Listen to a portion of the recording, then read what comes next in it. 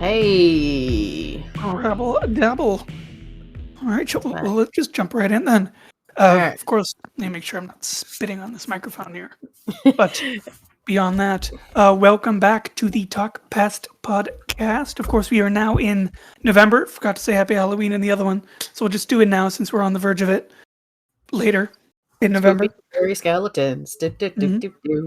Happy Halloween and 2 weeks ago. But beyond that, we are going to go ahead and talk about the 2008 game Mount and Blade. Yes. But very specifically, we are actually going to end up talking more about its 2010 expansion called Warband. So if you want to do your introduction and I'll do mine. Oh, yes. I, of course, am the host, NC. And strap me on a horse and send me off to war. I am Red Iron Riot, aka the War Queen. Rabble. Of course, there's the first one, which is in 2008. There's the one that you mentioned, Warband. And there's another one that I guess just dropped. I don't know when. Who knows? So let me give you a little bit of history first. So yes, the base game is Mount and Blade, which was released in 2008, developed by Tailworlds Entertainment, which I'm gonna be honest, I didn't know this until I actually started looked into it. It's a Turkish game studio, which it's neat. It's a neat little thing. It's like, oh, well, you don't expect that. And developed by Tailworlds and published by Paradox Interactive, who you may also know from Crusader Kings 3, Stellaris, and City Skylines. So a whole gamut there, and they actually have a whole library of medieval games that we're probably going to end up looking at, especially Crusader Kings, because that's the big thing everybody's playing with right now, I think. At least I see it a lot on YouTube recommends. Yeah, I downloaded Stellaris, but I still haven't played it. But of course, the new one is Bannerlords, which came out in March 2020. So about a year, but you know. And it was very anticipated, and I actually am hoping to crack into it at some point. It's just not high on the list, honestly, because I'm still having fun with Warband. What we're talking about, we're going to end up talking about most is Warband, because it was, while the original game is just Mount and Blade, Warband was basically like, okay, so let's shine this sucker up a little bit more, which is what they did. But there's also Mount and Blade with Fire and Sword, which is the 1648 Cossack Polish War, the Swedish invasion of Poland, and the Polish War against the Ottoman Empire. It encompasses that time frame, which is really neat, and it's not something I think you see a lot in a medieval game, so it's worth mentioning. So when does Warband take place? Warband it's not historical, but I would say it's probably about 12th, maybe 11th, 12th century, going by just the vibe you get from it. But before we get to that, we also have just mentioning, because there's actually a lot to Mount and Blade. There's Fire and Sword. They did a multiplayer DLC called for the Napoleonic War, which again is one of those eras I don't think you see a lot in gaming unless you're doing tabletop stuff. Yeah, same with the ice cream. And what might be better known is their Viking Conquest edition, which was developed, it's 2014, 2015, so it's still on the newer side.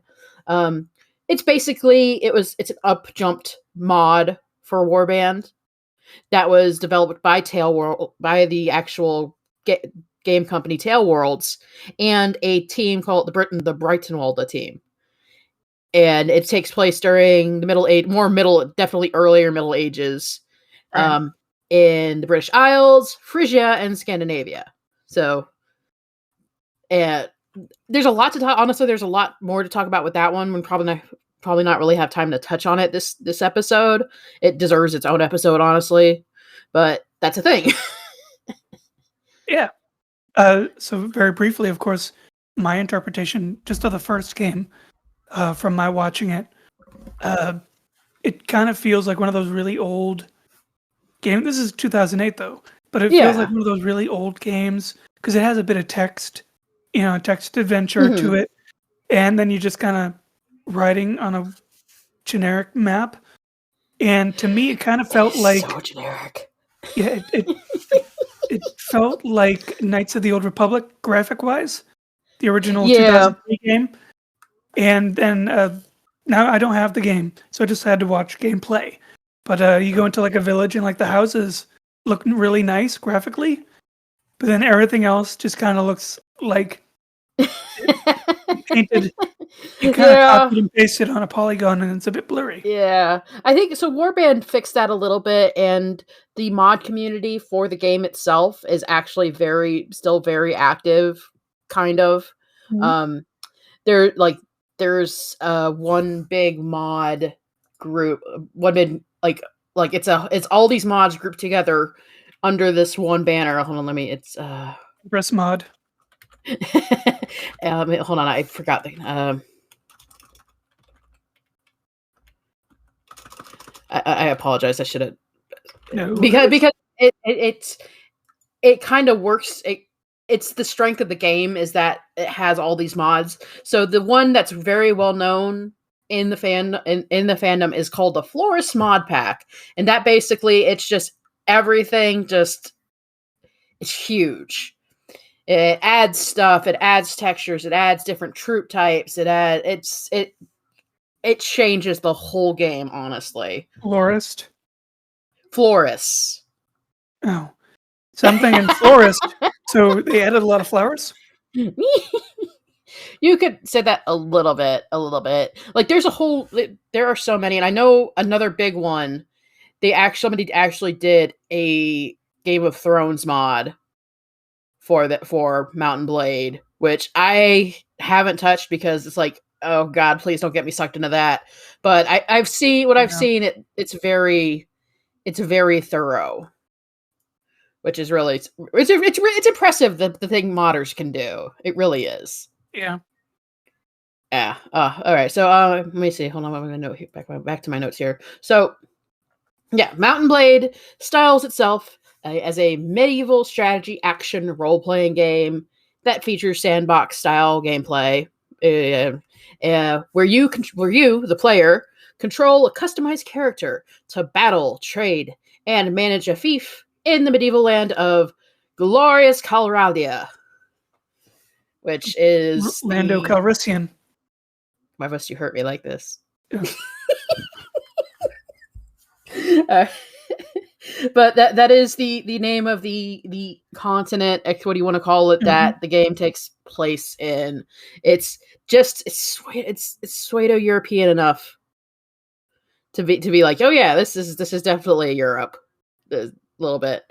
So so tell me, like you said, you watched some gameplay of it. It's very like it is very basic, but sometimes that's all you want in a game. Yeah, sometimes, yeah. Kind of like Dynasty Warriors. Oh, Bushu, my beloved. It's a smash 'em up, You get on a horse, or you won this one, you get on a horse. Dynasty Warriors, you do either or, but just get out there and start killing polygons. That honestly, it's the fun of it. And Warband for me has always been the game where it's like, I'm having a rough day. I just want to hit a guy in the face with a lance. And they have that. They have lances. And it feels good to just just mow people down with the heavy warhorse. It's dangerous, but it's fun. Yeah. But yeah, so it's really good for fighting. And I know there was like really big for multiplayer stuff, but I tried the multiplayer a couple times and I got absolutely steamrolled all the time. So if I do multiplayer, I'm gonna go to Chivalry. Oh yeah, those 8-year-olds they're tough. You say that you're gonna end up in a dark alley surrounded by small children, and that's not a good place to be. We don't do Minecraft. Anyway, no, I don't do a lot of multiplayer. But it kind of reminded me of that other game that came out recently. That's just kind of like a smash 'em up game, but it's medieval. For Honor? No, the Chivalry, right? Similar, but yes, Chivalry. And so it's kind of like chivalric. Chivalry 2 or whatever. Yes. I haven't played that. Oh. So kind of like that, sort of just a playground of violence, but for video games. Yeah, where it's all polygons. And it's got a medieval sheen to it. So hey. So, quick question, because my exposure really was just the 2008 game. For Warband, in the original, of course, you get that really weird character background stuff, which doesn't seem to make any sense. And then you get a character creator. What is the upgrade to everything in terms of your persona in the game? So the character creation in Mount and Blade and Warband and basically all of them, it's trying to get you to build this story. You're coming in and out. Oh, I apologize. Is that better? Yes. All right. So in Warband, with their character creation, is that it feels like they're trying to get you to think about this story for your character, which it's a good effort. I appreciate it, but there's not much story to actually be had in the game because of its sandbox style. It's basically, hey, play this game and maybe trade some butter. Hey, you want to be the king of all Coloradia? Yeah. Because it's basically like that's the end goal for the game, is just to rule everything. Which I don't know. I honestly can't see how people do that, because even in all the time I've played, it ends up being such a time sink, and I have maybe 2 big cities and a castle or 2 under my name, and that's all I can manage, and that's all the AI lets me manage, honestly. I can imagine, because probably just traveling around. Oof. You're probably just traveling around, getting attacked or attacking pirates. Pirates. Well, you know what I mean, like brigands. I say pirates. Forest bandits. Occasional enemy armies. Mm-hmm. More forest bandits. So okay, so you get a little bit. I gotta describe this so I can make this joke. So the environments / the land of Coloradia is your basic, hey, we've got everything you need here. We've got your wide open plains for huge battles with on horseback. We've got your mountainous environments that have, various passes that the local castle taxes its use, etc. We've got your obligatory northern Viking environments. We've got your obligatory Mongolian steppes.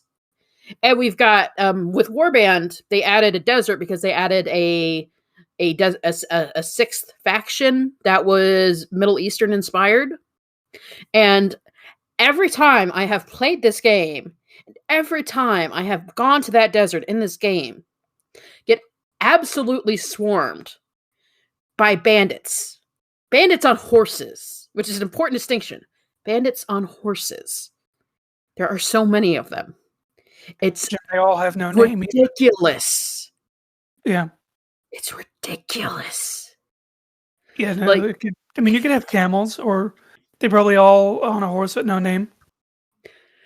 Now, that is actually some funny. I know that is one thing that Viking Conquest added at some point, is that they added, eventually, if the groups of brigands and bandits get big enough, they'll eventually have, a named leader to fight, which is I haven't gotten that far in Viking Conquest, and it's just that's a lot when you can only manage an army of maybe about 120 people, maybe 200 if you put your points in the right places. All these little groups of horse bandits that are maybe about 10-15 men, they add up really quick. That's a lot of horses, man. So of course we mentioned progression, in the original that I watched. I don't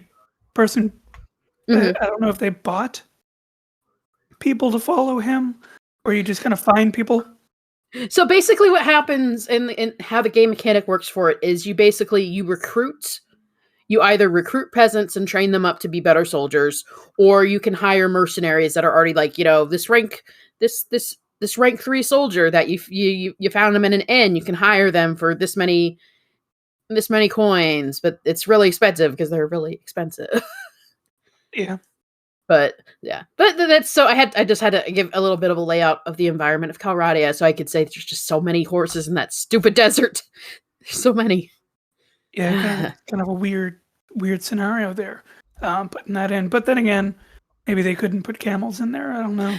That is, I think that's something the modders did in the Florist. One of the Florist mods is they actually did add camels for the Serenity. That's the faction that's in the desert for Serenity troops, which is, I mean, that's pretty cool. I think they actually they added elephants too somewhere. Scary. Like I said, again, I said modders are dedicated. Love them. Yeah, it's a lot. Yeah, I wouldn't go into a battle if there's an elephant on the other side. Oh no, they're scary. I wanted one. I wanted to ride an elephant. It's like, give me the elephant, please. But I couldn't get one. So, so as I was doing my research for this, I had this thought, and I wanted your opinion on it. So, yeah, the models are kind of bleh, but did you like me? I actually enjoy how Tail Worlds designed a lot of these units. Is that they have a layered armor look. And did you also notice that, or is that something you didn't realize? Let me pull up Warband units, because it might be different on Warband. Like it definitely seems to be more of a thing. Like when you look at medieval stuff in popular culture and you see like the one thing, it's realizing it's like, oh well, no, it actually looks like these guys are wearing the layers they're supposed to be wearing. Yeah. I like that. So I got a picture of what's called the best units in Mountain Blade Plus. So let me take a look. Let me post the link. Let me take a look. Yeah, I can just post the picture into the Discord. Oh, okay. Do that. Post it. Send me my here. Okay, gotta save it. Now we gotta post it. There we are.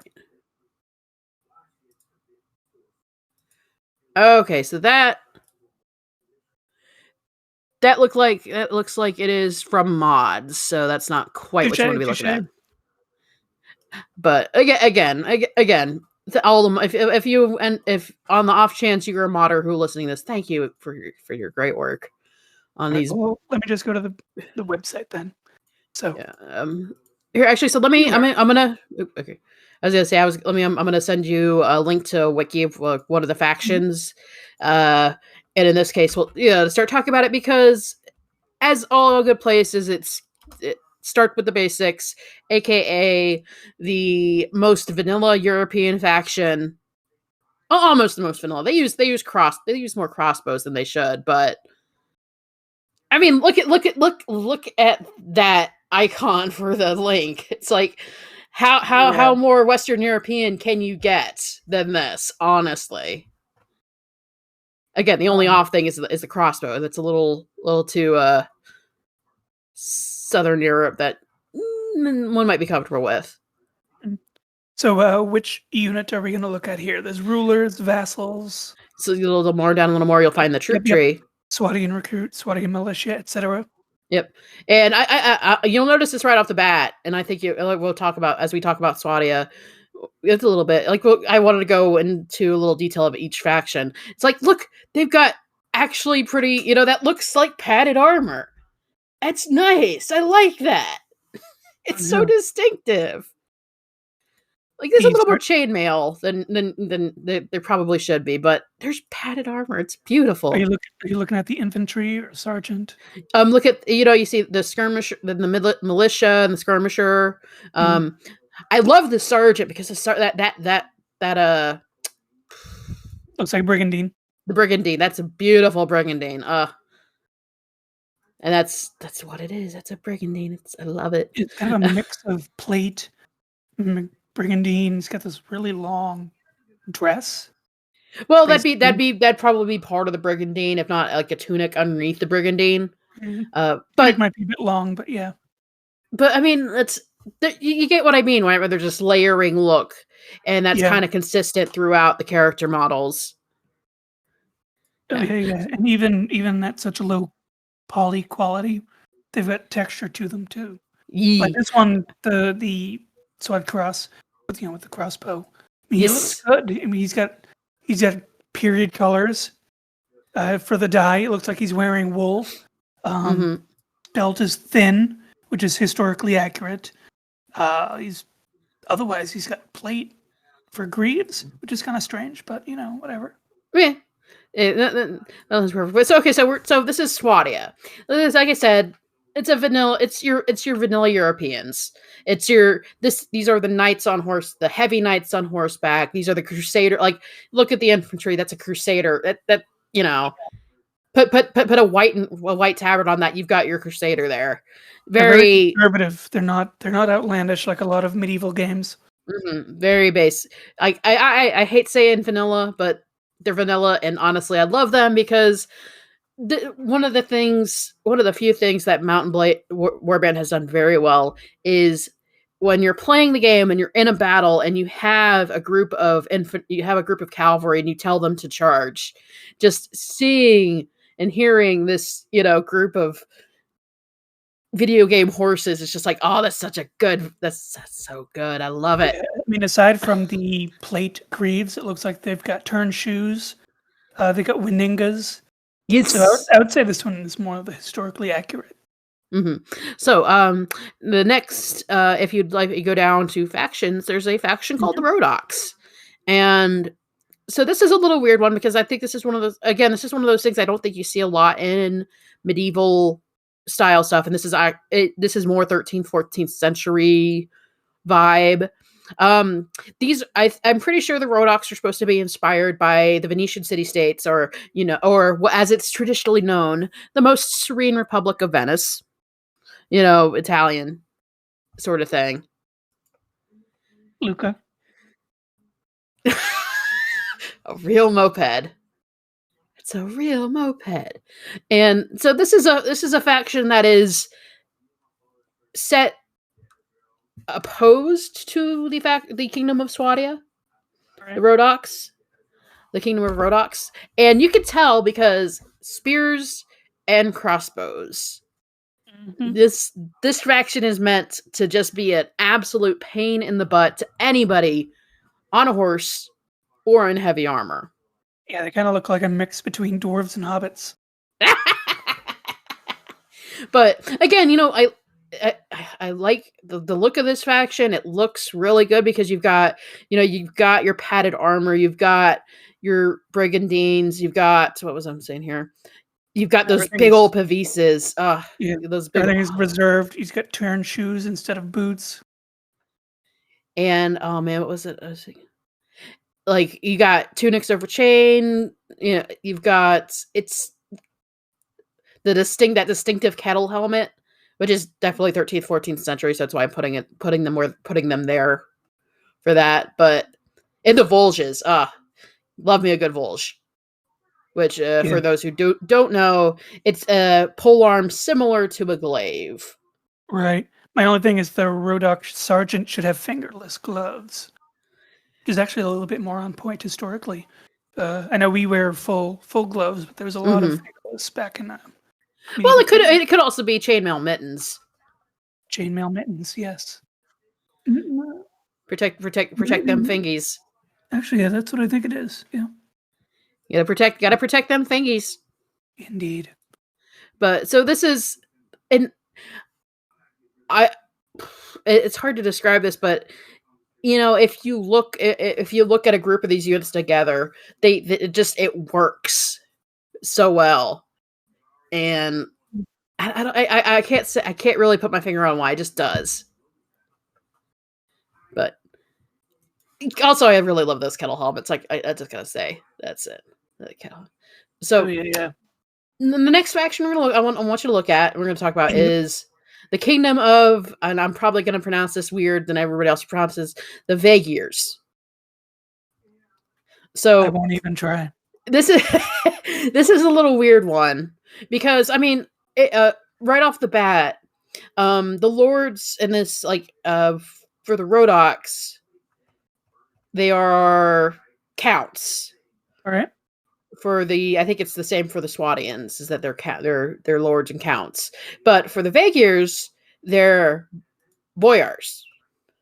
So you've got this little bit of a Slavic vibe to them. But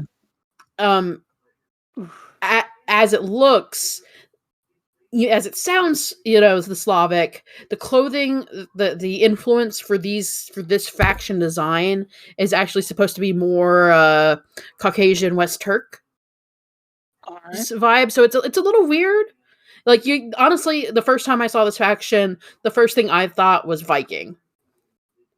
We're gonna attempt at it. Attempt at it, like, because you look at the dude with the blonde hair, which is the very first one, which is the Vagrek or whatever. He just looks like a mess, wearing something of like a pile woven fur tunic. I mean, he looks like a barbarian. Go down, and the whole barbarian theme continues. Someone who looks like they're wearing a full-on pelt, which is not something they did. They didn't wear whole animals on their shoulders. That's a completely modern thing.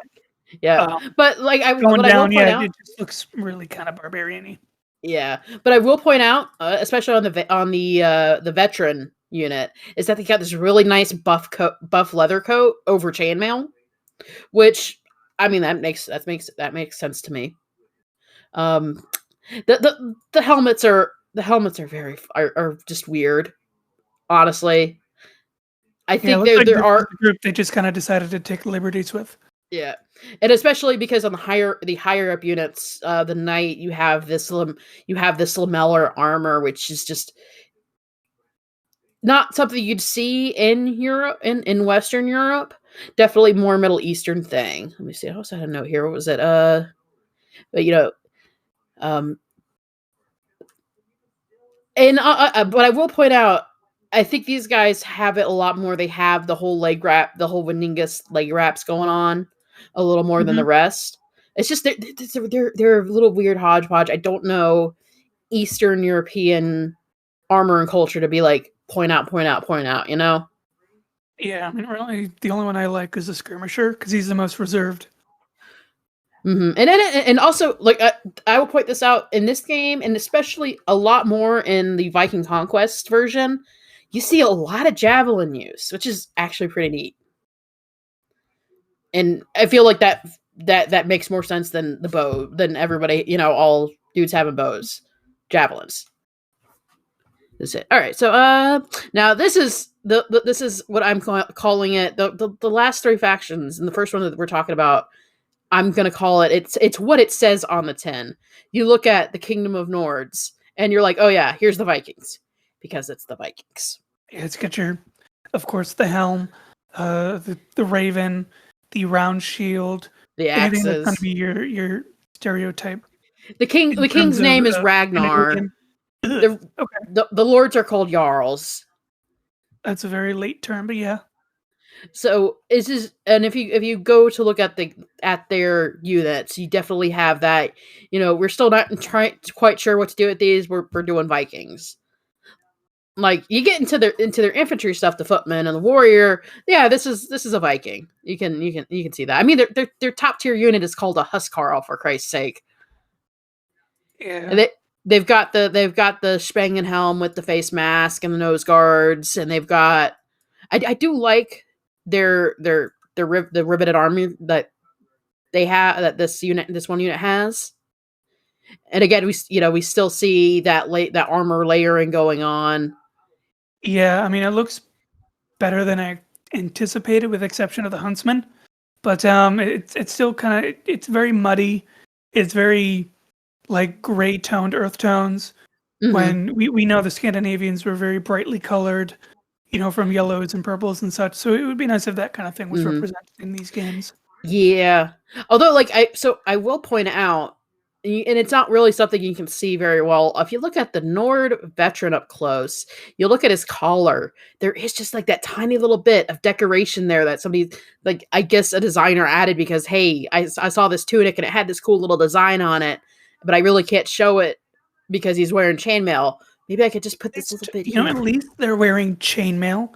At least they're wearing something that's reserved, something that's possibly a little bit more closer to what they would be wearing in battle, as opposed to the TV show Vikings and The Last Kingdom, where they're either naked or in just fur and leather. Love it.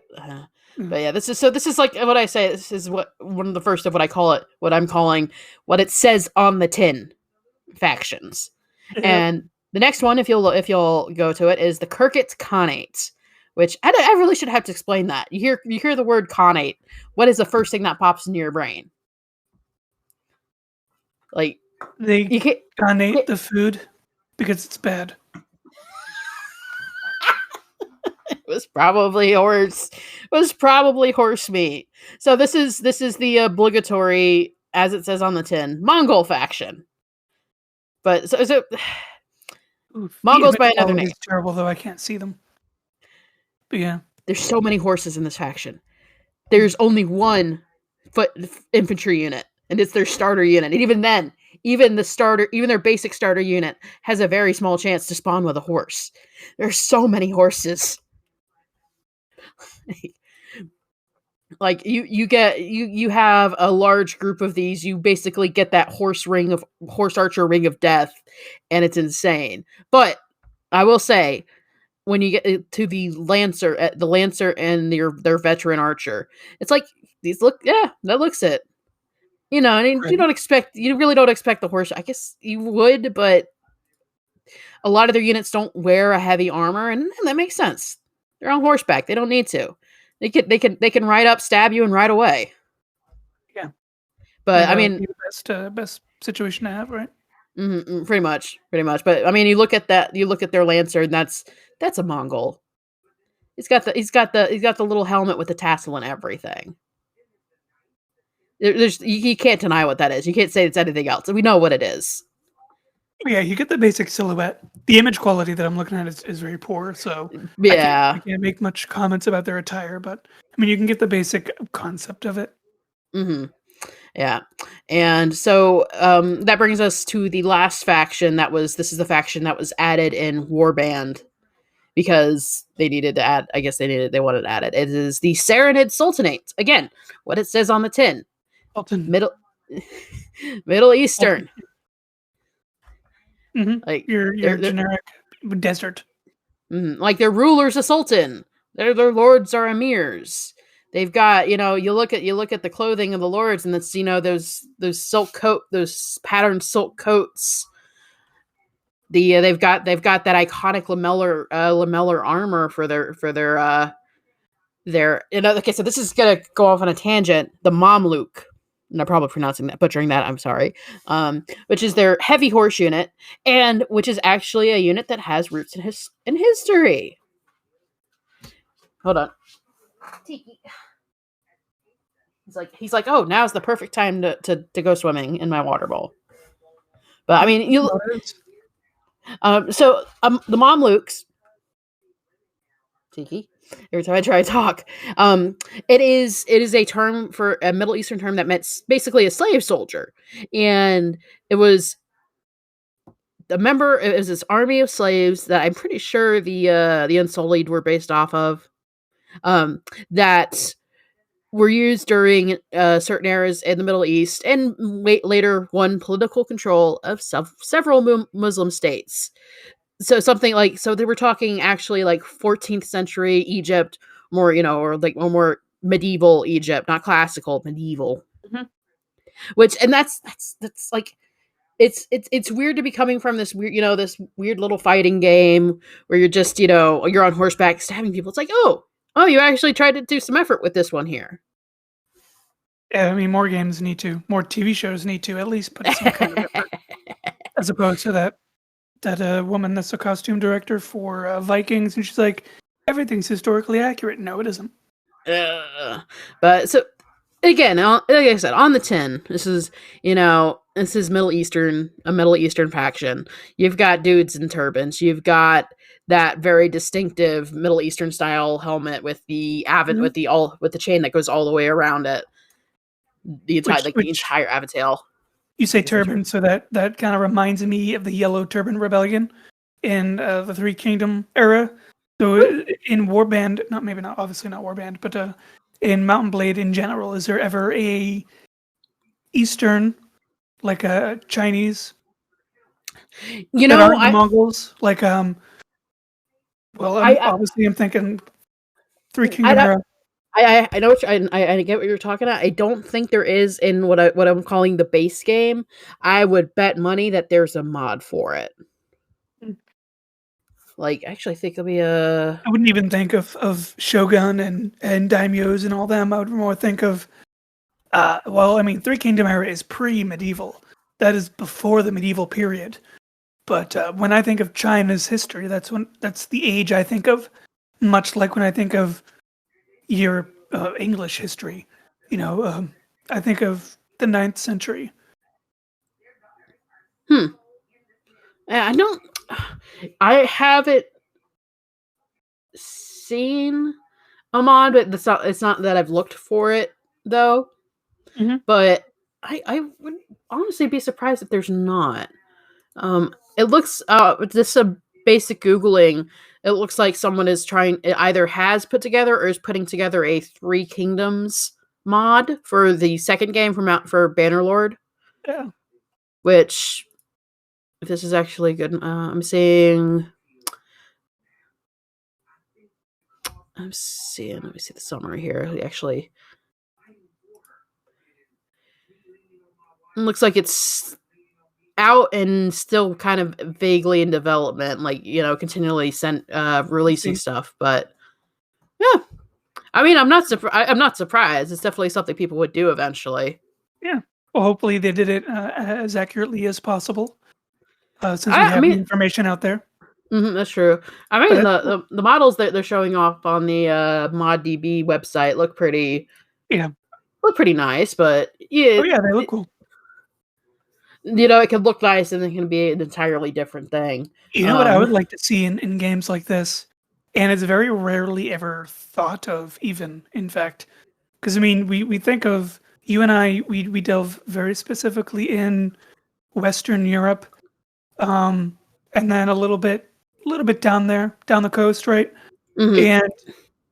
And we might also occasionally think of things like Japan and China, Russia, etc. But these other countries had medieval periods.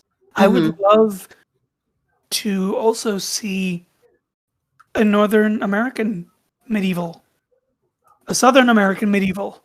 Remember, the people are just talking about it now for some reason, even though we've known for a very long time. But a small portion of Vikings are Scandinavians.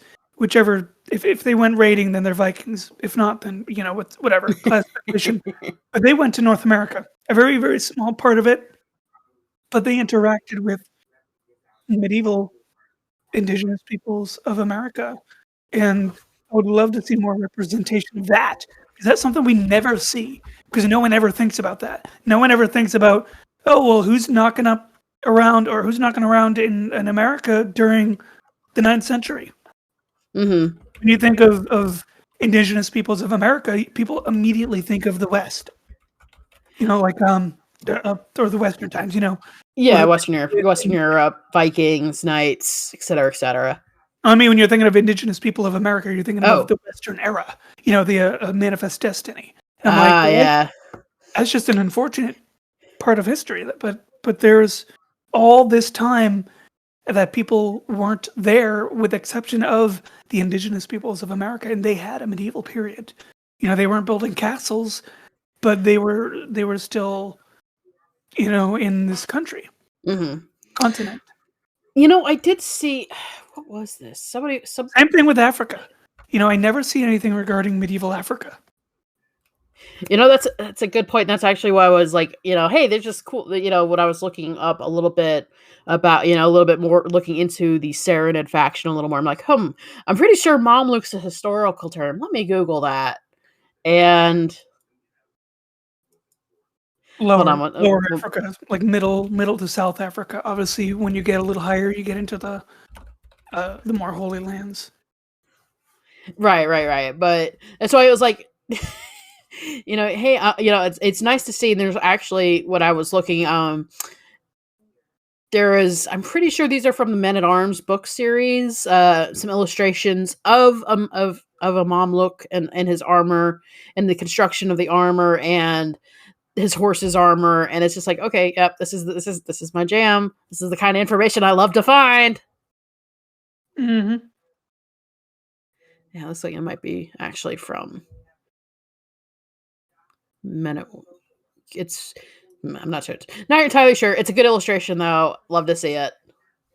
Because it's like, oh, look at the intricate lacing that puts these these laminated leather plates together that makes up this armor. It's like, yes, give it. But so that's the overall that's the overall basics of the factions in Warband. I can't speak for Bannerlord because I haven't played it, and the Viking Conquest mod is so different. It's a whole another kettle of fish. I only briefly, because the gameplay and the mechanics is just too confusing. But there is that oh geez, name is not even coming up to me. So let me pull up Steam. Poorly here. It's a Viking era game. Of course, you got to log in. But while you do that, like, so it's while Mountain Blade is an older game. Thrones of Britannia, Total War Saga. Oh, so it's a Total War. Oh man, yeah, I started playing that, but really the gameplay, the mechanics of that game is just too not user friendly. Make fun of me for that, but I'd like it to be easy to play. Oh no, I feel that's. I don't want to use algebra when I'm trying to have fun.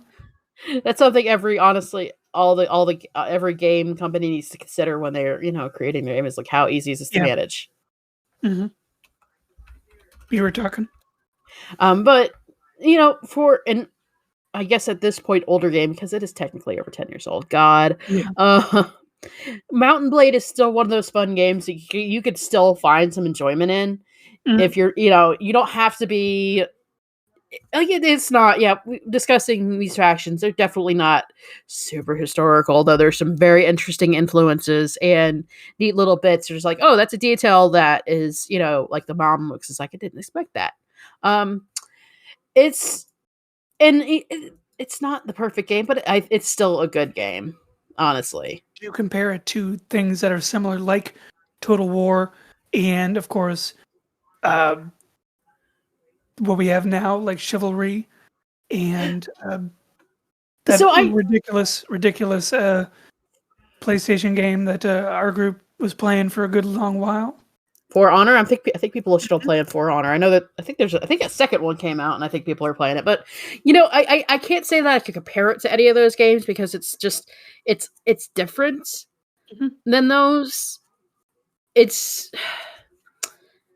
But it's fun in its own way, and it's a game that I would encourage. Like, you don't have to try Bannerlord.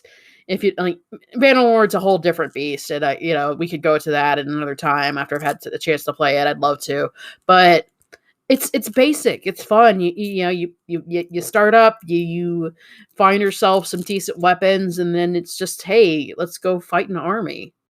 And let's go defend this castle from a siege, and let me stand at the top of the battlement with a. So quick question then, because one thing I noted when I was watching the Mountain Blade 2008 gameplay, yes, from the perspective of defending a castle as well as attacking, is I noticed the castles do not have machicolations.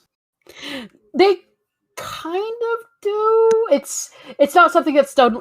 So it's not something that's done well, and it's one of the reasons I actually got into the Florist mod in the first place, was to do because of the mod's work. It's like the castles are a little better designed, and I'll be real, the AI in this game could be pretty god awful.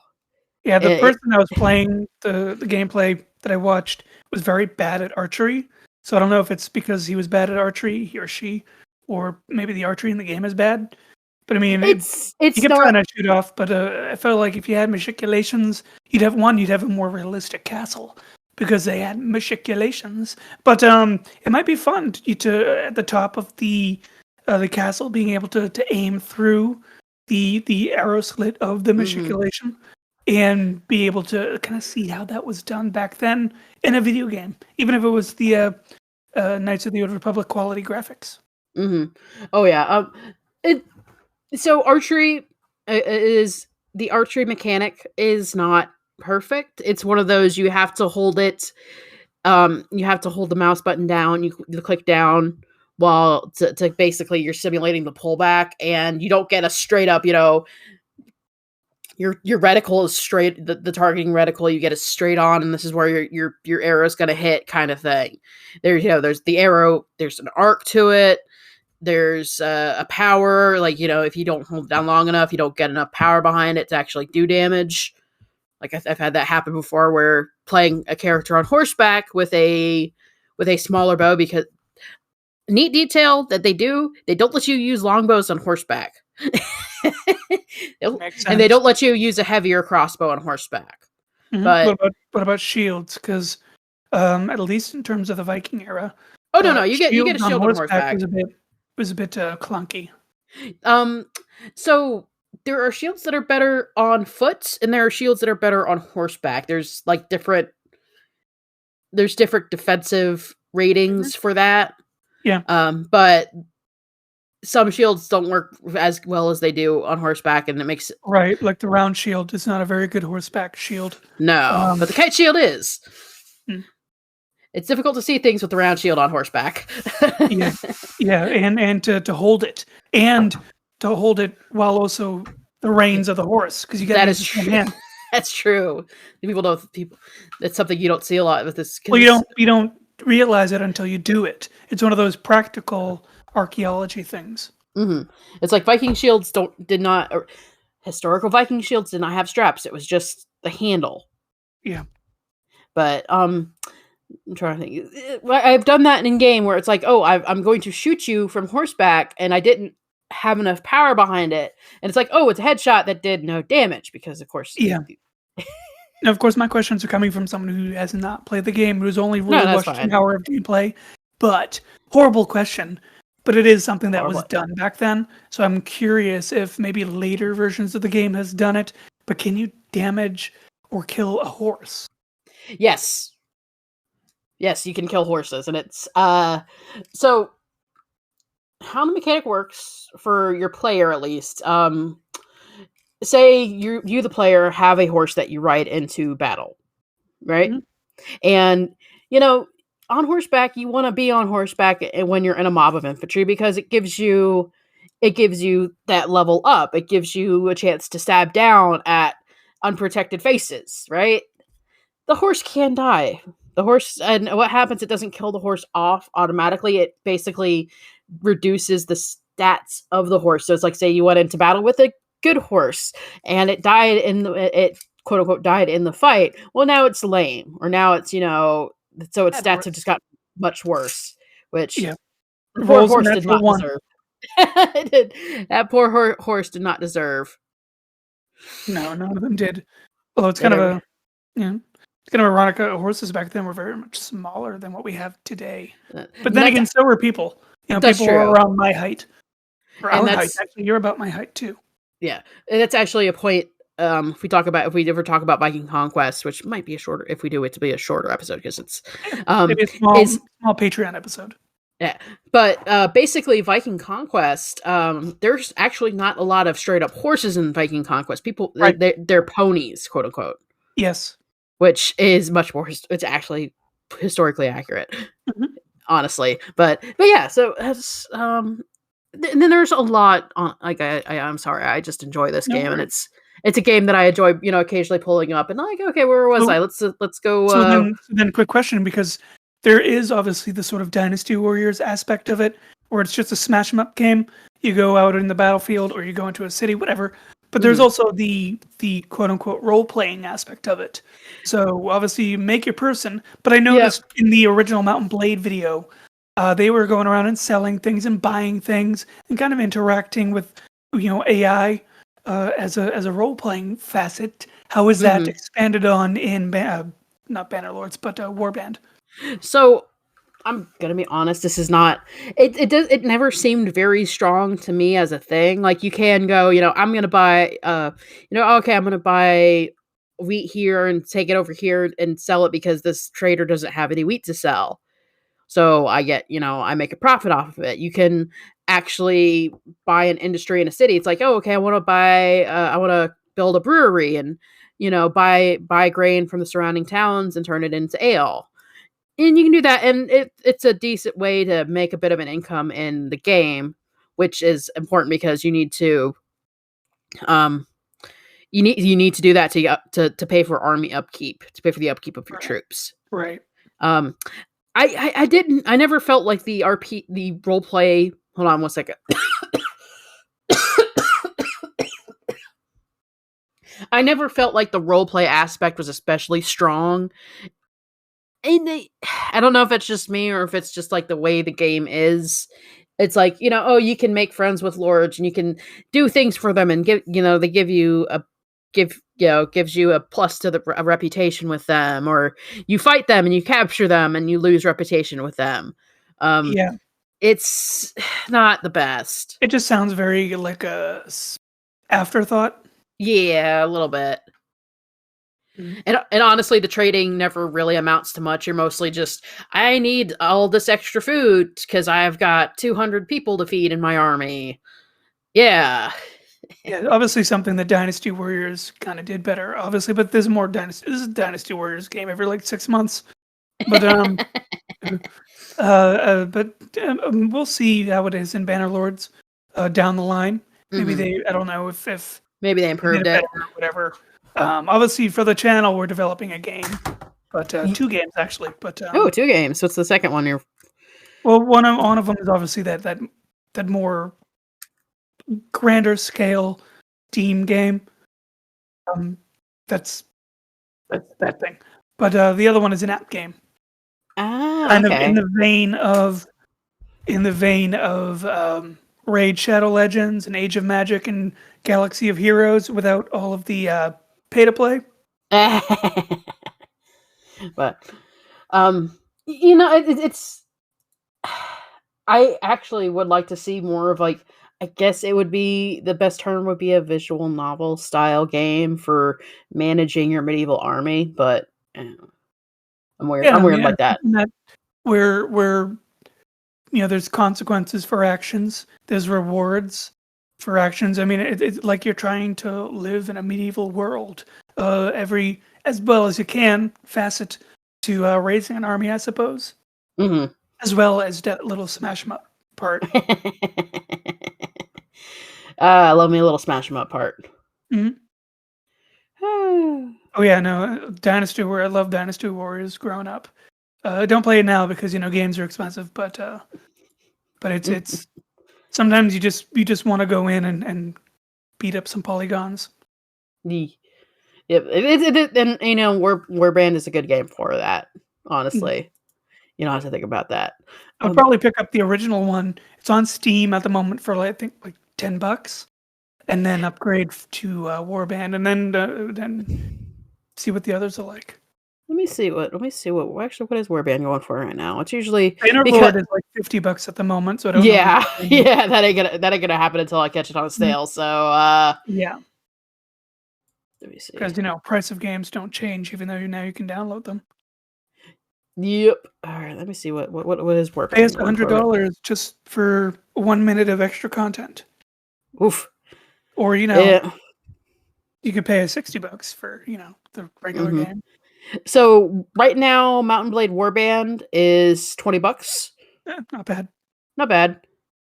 And I think I did. I still have to play Dynasty Wars, Medieval Dynasty for the channel. Once I deal with the RuneScape thing, which I'm closing off on soon. There's only so much you can get out of RuneScape. It's a fantasy game. That's true. It's very fun, but I kind of like going through and checking out the outfits, the costuming of the characters. But beyond that, it's just kind of like, I'm terrible at it.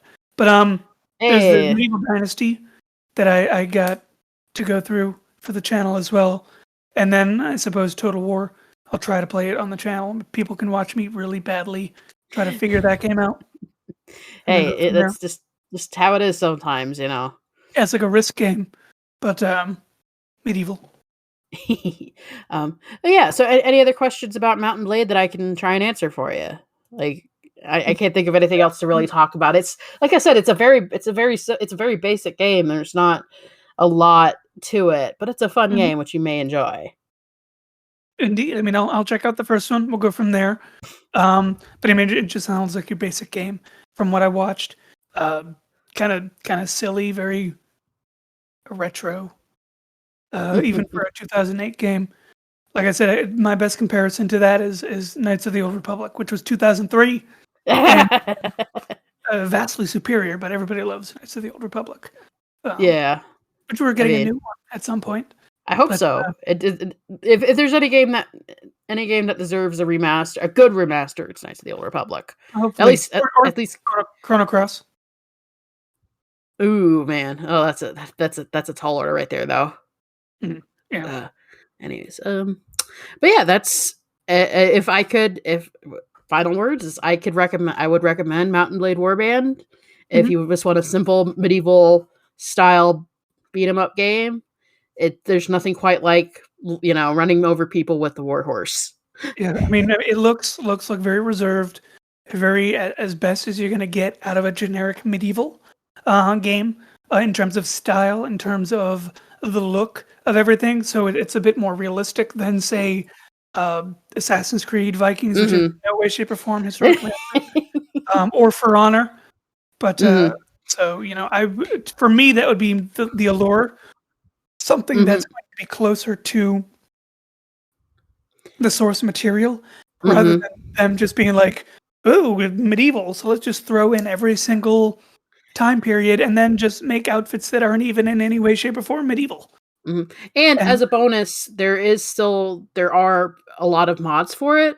So even if the base game is something you're not really enjoying, you may find a mod that makes it better for you.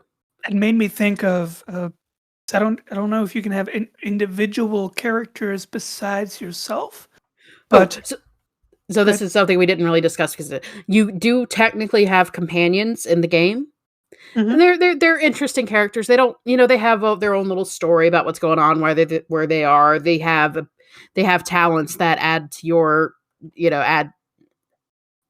add to what your group can do. Like, hey, this one guy has more engineering than you, so you can build encampments faster. You can build your siege stuff faster when you're attacking a castle. Stuff like that. Yeah, but my thought was like, I wonder if anybody's tried to put like individual characters into the game. Like from other sources of media or whatever. Like let's put in this character from who's in what. Likely that might be a mod thing. There's not really any. Let's put in Tidus from Final Fantasy X. What do you say like that?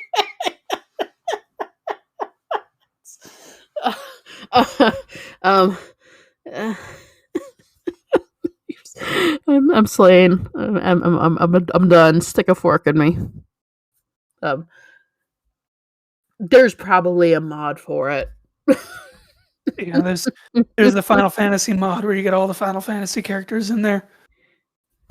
You get Sephiroth on a pony. Zidane or Zidane. the bunny from Final Fantasy 11. No. The little onion things from Final Fantasy 14. Wait, you mean the acclaimed MMO Final Fantasy 14 and its award-winning expansion Heavensward? Indeed, I gotta play that too. I still have to play that. I do too. I promised my friends I would after it's the move. It's just a pay to play, so it's like let's go down the free ones first.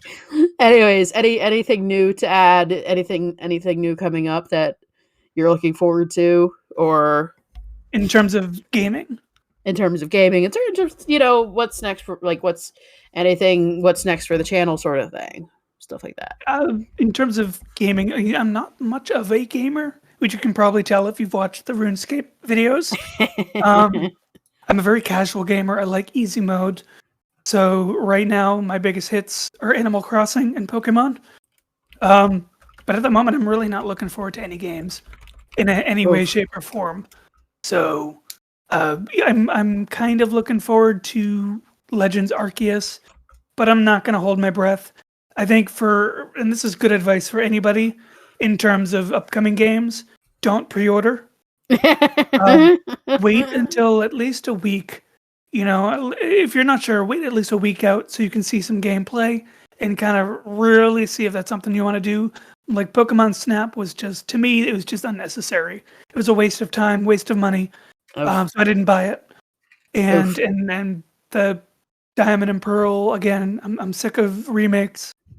This is just Pokemon, and not only that, it's just horrible quality graphics. I mean, at this point with Pokemon, if you're not moving forward, then don't even bother. So that's why Legends Arceus is the only thing I'm looking at. But in terms of anything else, literally no.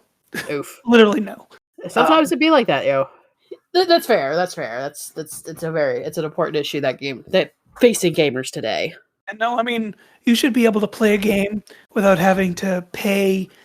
You pay for the game. Yeah, like you pay for the game. That's it. I want to make an experience where you can actually go in, not pay a single dime, and come out in a single day, building up a character, building up your team, and enjoying a game, without being forced to be like get 10 pop-ups like Raid Shadow Legends, where as soon as you go to the main screen, you get 10 pop-ups telling you to buy this, buy that.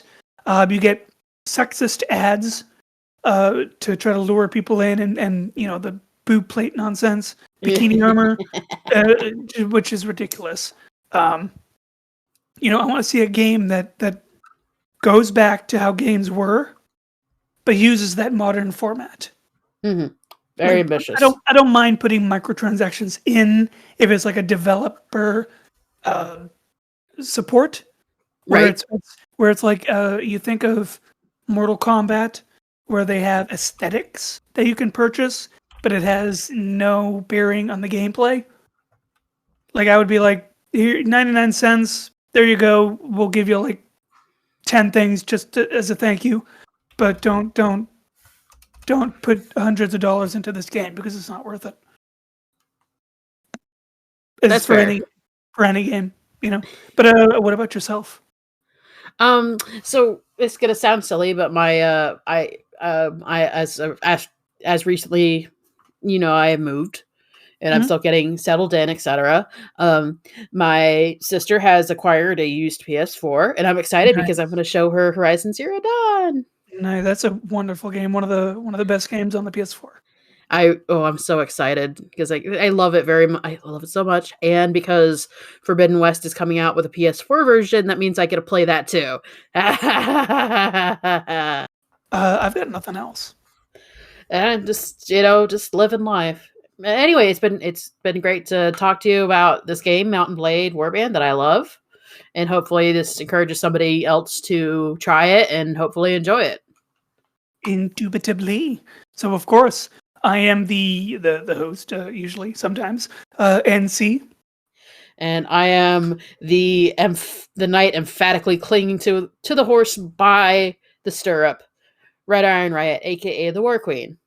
And it's been a pleasure, NC. And this is the Talk Pass podcast, and indeed, Rabble Dabble.